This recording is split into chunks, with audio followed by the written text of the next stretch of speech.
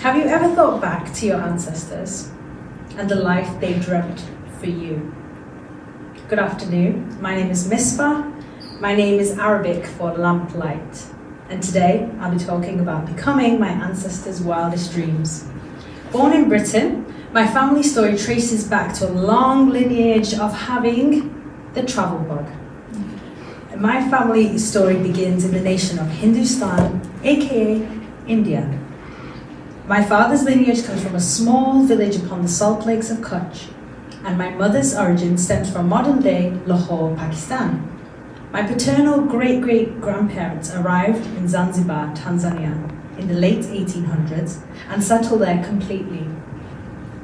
My maternal grandparents arrived in Nairobi, Kenya, in the 1950s. I was born and grew up in Manchester, England, tethered to 4 cultures but one faith, Islam. So you can imagine there is a lot of cultural conflicts growing up. However, many others and I proudly call ourselves East African British Asians. A mouthful, I know. So what do I mean by living for my female ancestors?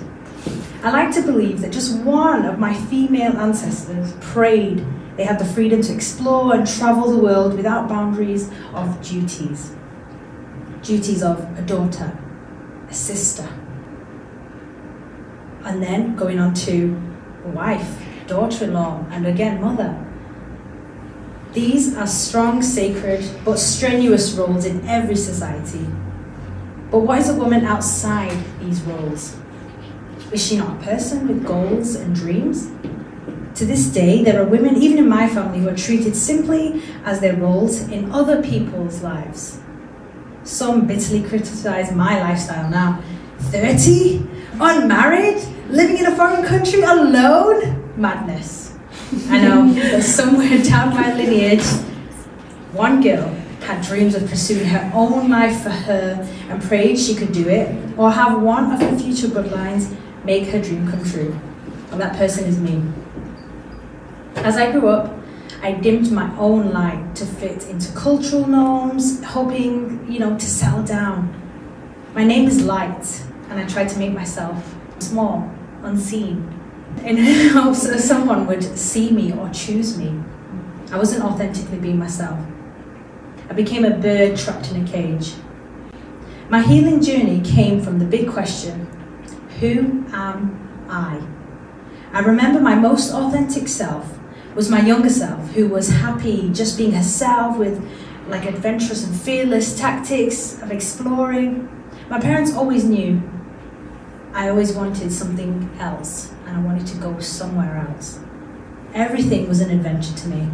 I'm so grateful to have parents who are not like their own siblings and support me through my journey of fulfillment. The buzzword now is self-care. Self-care this, self-care that. But what is self-care? It's about prioritizing yourself so you can admit the best version of yourself to the world. Your happiness and peace will be contagious, especially in these dark days. Whether or not it's your dream to travel forever, having independence, true independence, where you are your own person fully, completely and entirely, figuring out the world and who you are in it, throughout, the noise of your cultural expectations, your family's expectations, and even your friends' expectations. Listen to yourself. What do you want? Who do you, as a single entity, want to be? Who are you to you? That takes a lot of reconditioning and healing. Finding a safe space to do that is so important, and I hope you can find it and so you can flourish too. Remember, as women, we go through a lot just in society alone. So we need to support each other.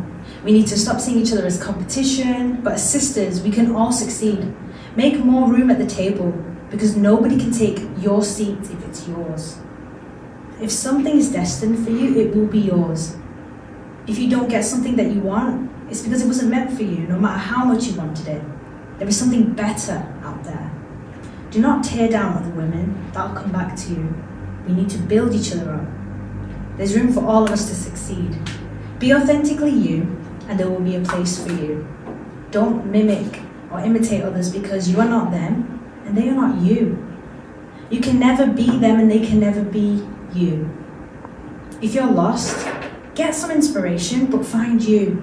She's waiting for you to find her and become who you truly are. Somewhere down your lineage, you were your female's ancestors' wildest dreams. That person's you. I hope something I said today enlightened you and enlightened the true you. Thank you for listening.